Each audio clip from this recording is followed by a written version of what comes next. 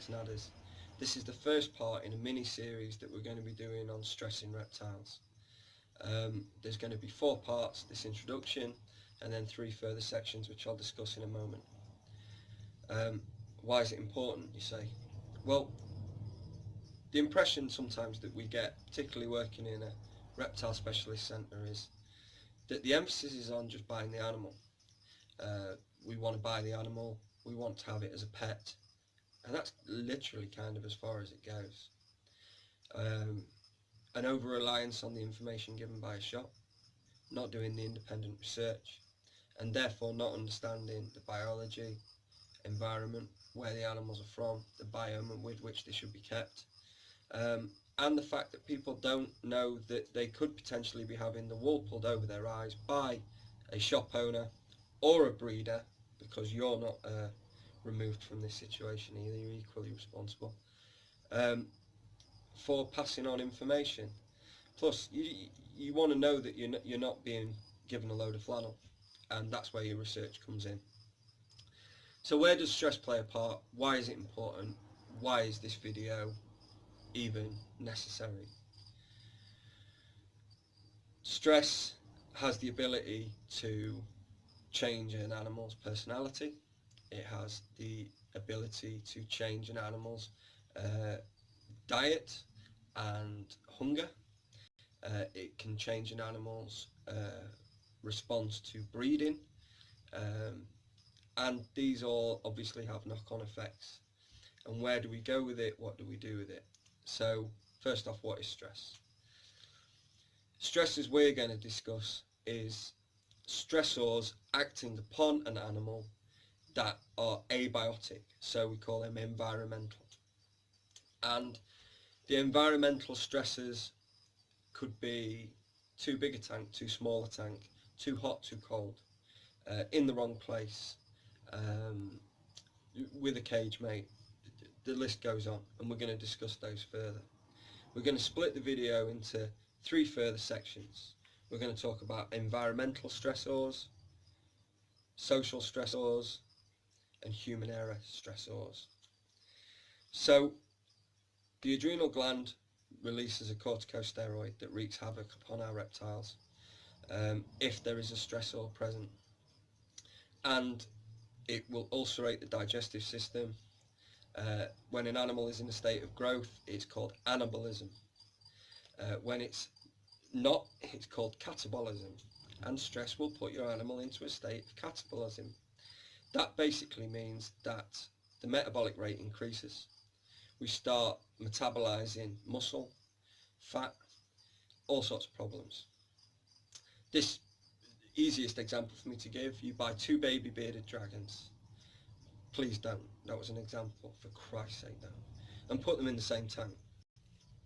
Within 3 months you have a beardie that is 8 inches long, and you have a beardie that is 3.5, 4 inches long. Barely looks like it's grown at all. This is a social stressor, and because the smaller animal is in stress, as it is the submissive and not dominant animal, it is in a state of catabolism.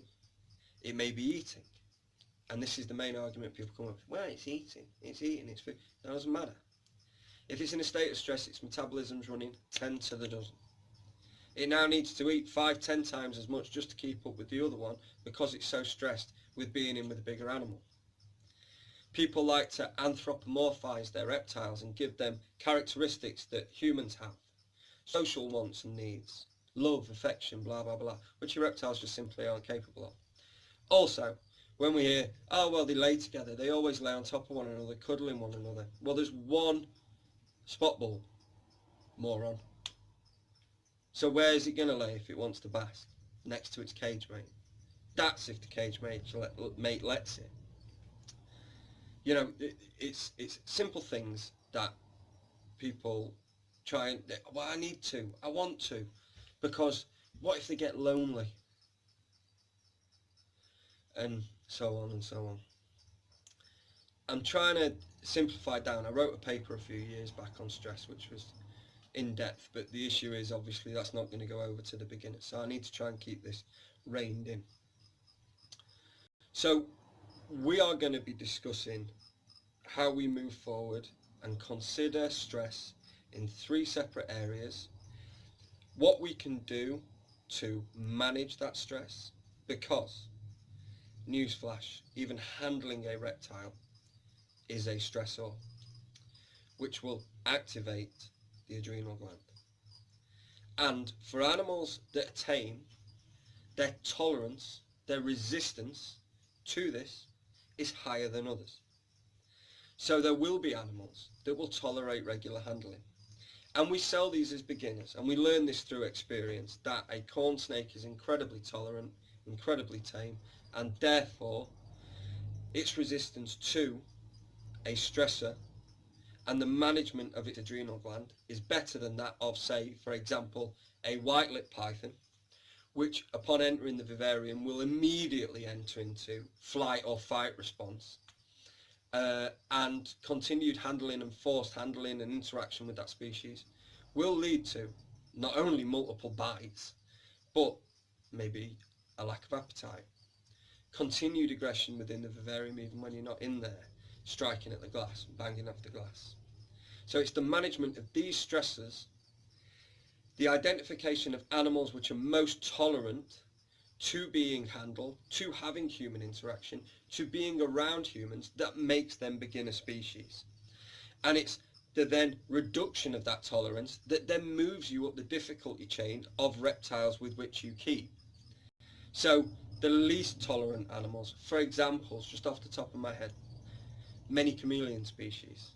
They're stunning. Everybody wants one. They've seen Rango, they've seen Pascal, they want to have one. They're all called Rango and Pascal, and yet they absolutely detest being disturbed.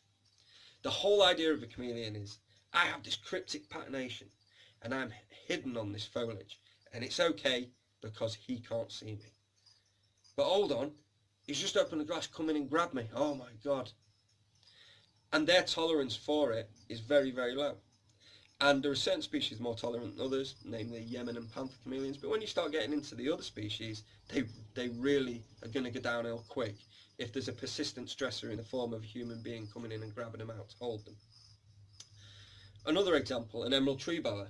That is pretty damn high up that difficulty chain. They have all sorts of digestive issues, which we've got to try and work our head around. And therefore that falls into the environment, making sure that the environment's correct, because otherwise we are producing an environmental stressor. Remember, we are God when it comes to reptiles. We have to do everything. So we are literally trying to create a biome within a box. And if that biome isn't right, then it's going to fail. And also they are prone to stress.